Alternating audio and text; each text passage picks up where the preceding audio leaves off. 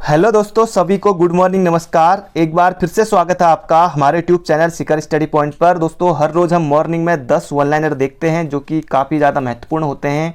तो वीडियो को अंत तक ज़रूर देखेगा, वैसे भी बहुत ज़्यादा इतनी लंबी है नहीं। तो शुरू करते हैं 10 इंपॉर्टेंट क्वेश्चनों को। पहला प्रश्न है, उत्तराखंड संस्कृति समाचार पत्र का प्रकाशन किस जनपद से होता है? तो ये आपको बताना है। तो दोस्तों, इसका सही उत्तर हो जाएगा पौड़ी से।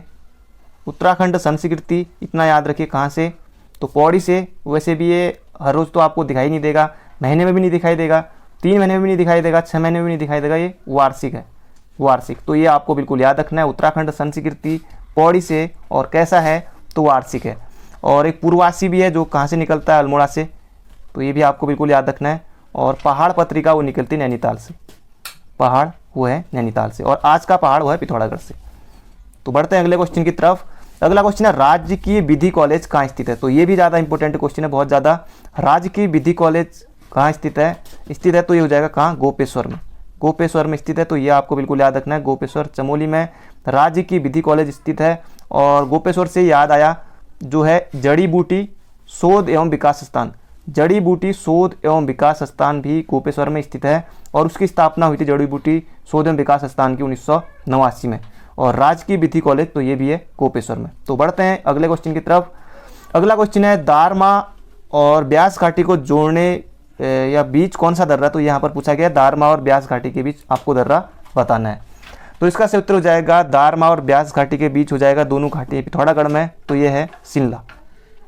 शिमला हो जाएगा इसका सही उत्तर। तो बढ़ते हैं अगले क्वेश्चन की तरफ।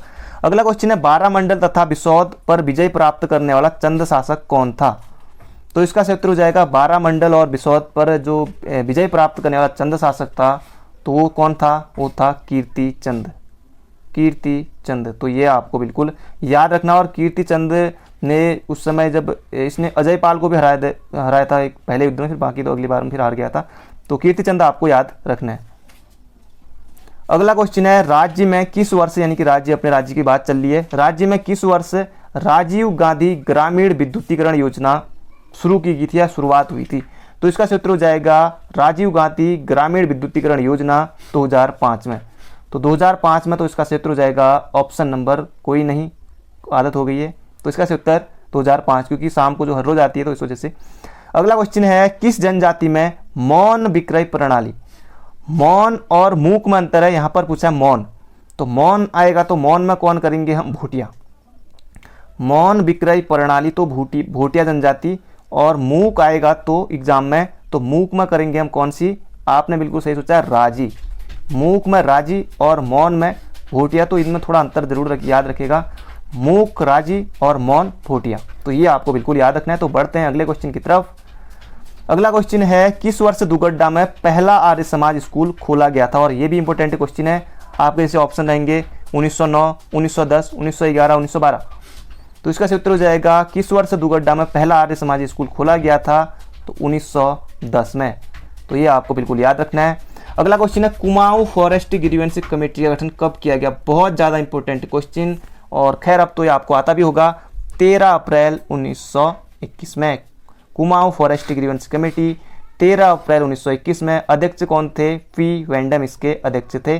तो ये भी आपको बिल्कुल याद रखना, अध्यक्ष पी वेंडम, और 13 अप्रैल 1921 को फॉरेस्ट ग्रीवेंस कमेटी। अगला प्रश्न है, किस्सा खानी बाजार का संबंध किस कांड से या किस घटना से है? कुछ भी आ सकता है एग्जाम में। तो किस्सा खानी जो बाजार है दोस्तों, इसका संबंध हो जाएगा पेशावर कांड से, पेशावर कांड से। और पेशावर कांड जो हुआ था वो कब हुआ था? तो 23 अप्रैल 1930 को। बढ़ते हैं अगले क्वेश्चन की तरफ। आखिरी क्वेश्चन है हमारा, अस्सी गंगा का उद्गम स्थल है, जैसे खतलिंग ग्लेशियर से पूछ लिया गया भिलंगना का, तो अस्सी गंगा का उद्गम स्थल कुछ भी पूछा जा सकता है। तो अस्सी गंगा निकलती है डोडी ताल से, और डोडी ताल कहाँ है? तो डोडी ताल है उत्तरकाशी में, और ये वही ताल है, 6 कोनों वाला ये ताल है। और इसके पास में जो, इसके समीप में जो एक गणेश मंदिर भी यहीं स्थित है, पास किस ताल के समीप गणेश मंदिर स्थित है? तो ये भी आ सकता है। तो डोडी ताल के पास है अस्सी गंगा, डोडी ताल का उद्गम स्थल है, तो ये भी आपको बिल्कुल याद रखना है। तो दोस्तों, ये थे आज के हमारे 10 वन लाइनर इंपॉर्टेंट क्वेश्चन। बाकी कल को मिलेंगे, कल से नहीं उससे पहले शाम को मिलेंगे। तो thank you friend, thank you so much.